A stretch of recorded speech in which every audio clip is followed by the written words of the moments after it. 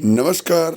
आज हम कक्षा 10वीं के लिए जो वर्कशीट आई हुई है 94 उस पर हम चर्चा करेंगे, जो कि आपके पाठ्यपुस्तक कृत्तिका से लिया गया है। और इसमें जॉर्ज पंचम की नाक नामक जो पाठ है, जिसे लिखा है कमलेश्वर जी ने, यह एक व्यंग्य है। आज हम उस पर चर्चा करेंगे। और आप तो समझ ही चुके होंगे कि जो हिंदी में कई सारी विधाएं होती है हिंदी गद्य साहित्य की, जिसमें कहानी, नाटक, एकांकी, ठीक है, इस तरह यह भी एक व्यंग्य है।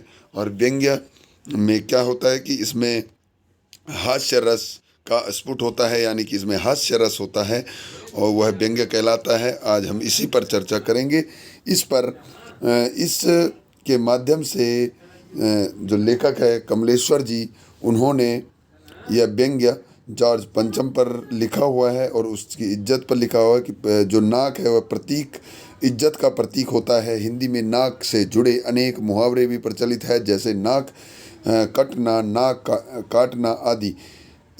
इसी मुहावरे के अर्थ का विस्तार करते हुए लेखक कमलेश्वर ने जॉर्ज पंचम की नाक कहानी में इसका व्यंग्यात्मक उपयोग किया है।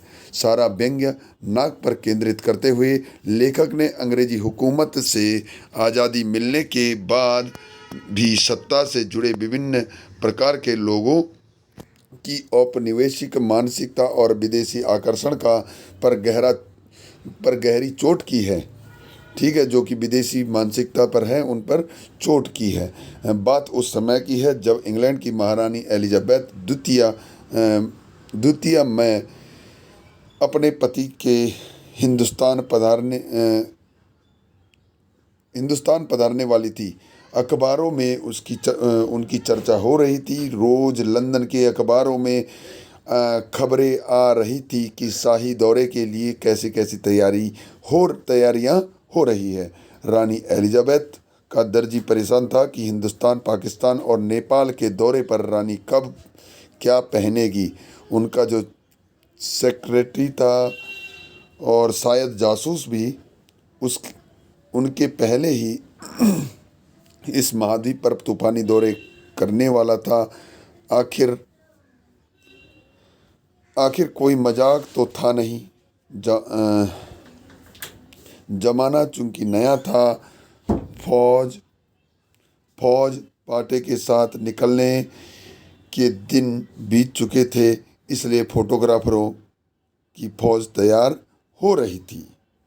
इंग्लैंड के अखबारों की कतरने हिंदुस्तानी अखबारों में दूसरे दिन चिपकी नज़र आती थी कि रानी ने एक ऐसा हल्का नीला रंग का सूट बनवाया है जिसका रेशमी कपड़ा हिंदुस्तान से मंगाया गया है, कि करीब 400 पाउंड खर्च कर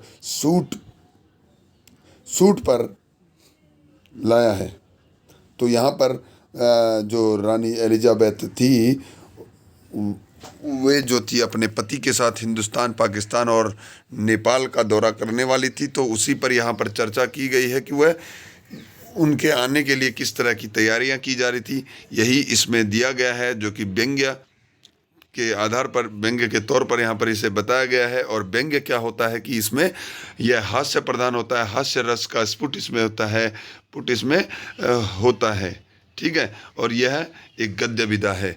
प्रश्न नंबर 2 भी जैसे ऐसे है कि जॉर्ज पंचम की नाक किस प्रकार की रचना है, तो व्यंग्यात्मक रचना है। लंदन के अखबारों में कैसे खबर छपती थी, कैसे खबर आ रही थी, तो लंदन के अखबारों से केवल एलिजाबेथ जो कि रानी थी वहाँ की, उन्हीं की जो खबरें आती थी कि वहाँ पर किस तरह की तैयारियां चल रही है, और इसी पर खबरें आ रही थी। रानी एलिजाबेथ का दर्जी क्यों परेशान था? वह इसलिए परेशान था कि जो रानी है वह इस भारतीय उपमहाद्वीप में आएगी, तो वहाँ पर किस तरह के कपड़े पहनेगी, कौन से देश में किस तरह के कपड़े पहनेगी। अगला है कि रानी एलिजाबेथ से पहले कौन कौन से इस महाद्वीप का दौरा करने वाले थे। तो कौन कौन करने वाले थे? वह उनके जासूस हो गए, उनका सेक्रेटरी हो गया, उनके जो कैमरामैन हो गए, कई सारे लोग थे वो यहाँ पर दौरा करने वाले थे।